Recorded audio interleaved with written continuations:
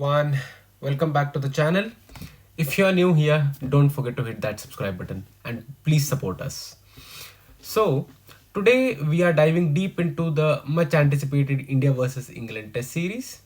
We will break down India's squad, look at the likely pitch conditions, analyze the importance of toss, and of course, spotlight the players to watch out for from the Indian perspective. Yeah, so some of you might still remember that oval test back in 2011. India were 3-0 down. RP Singh was called randomly into the squad. Ian Bell hit a double century. Graham Swan took 106 for 6. And Rahul Dravid was the centurion again. By the way, he was the best player of the series from the Indian side. And also, Suresh Raina lasted 42 balls in both the innings. With that, the final nail was hammered into the India's tour, a 4-0 whitewash in England.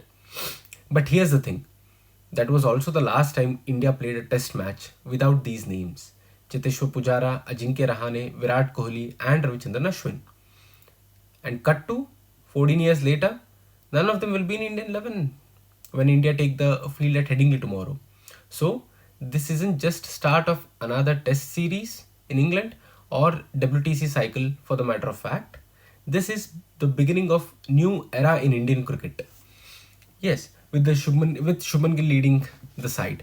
But for all that's changed in the Indian squad, it's worth remembering they won't be up against the England of 2011 or 2014 or 2018 or even from 2021 2022. So those four series, which I already just said, marked key chapters in incredible careers of Stuart Broad and James Anderson, absolute legend of the game, who tormented Indian batters for over a decade. This time though, Broad will be a part of the series. But how? As a commentator. And Anderson, yeah sure, his name will be also be there in the squad, but not on the team list, but on the trophy. Yeah, so jokes apart, so let's begin with the team combination, because this time there are some big shoes to fill. Shubman Gill is expected to slot in at number 4, stepping into the position vacated by Virat Kohli, and Rishabh Pant is likely to bat at number 5. This is according to the latest news given by the Indian squad.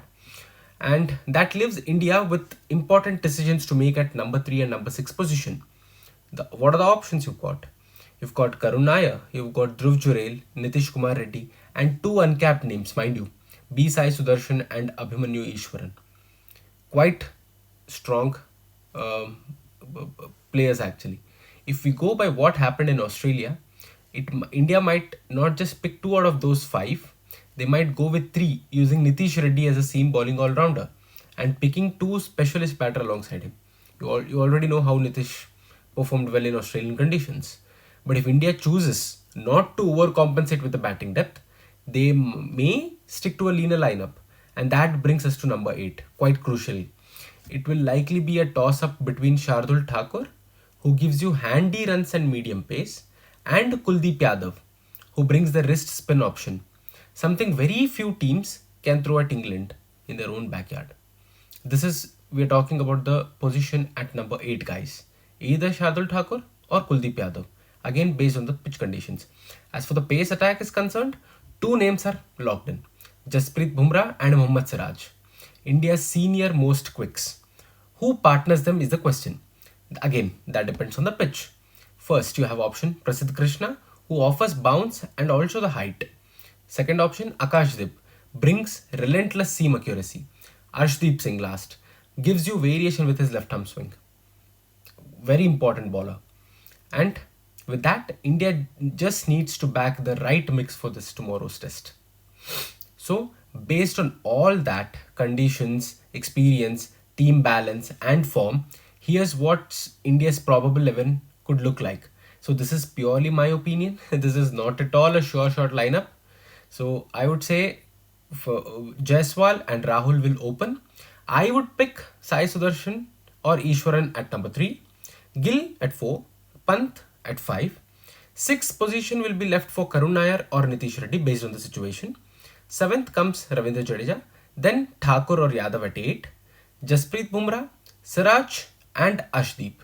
So this is according to me. So that top 6 gives you stability, flair and a nice mix of right hand left hand combinations. Of course, there will be a room for surprises depending on the conditions again. So yeah, but one thing's for sure, guys. This team marks a major transition, and how they gel in the first test will set the tone for the entire series.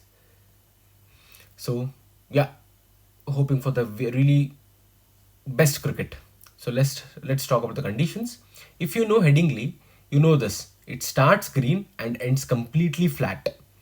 Over the years, this ground has developed a pretty clear pattern. In tests since 2010, Headingley has had the lowest batting average in the first and second innings, just 27. But come day 3 and beyond, it completely flips. The third and fourth innings average jumps to 33.65, the best among all the English venues. Yes, and in short, ball first after winning toss. That's it.